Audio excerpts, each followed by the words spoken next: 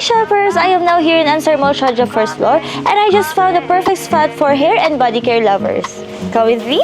Babyliss paddle hair brush for only 99 dirhams. Remington hair dryer for only 69 dirhams.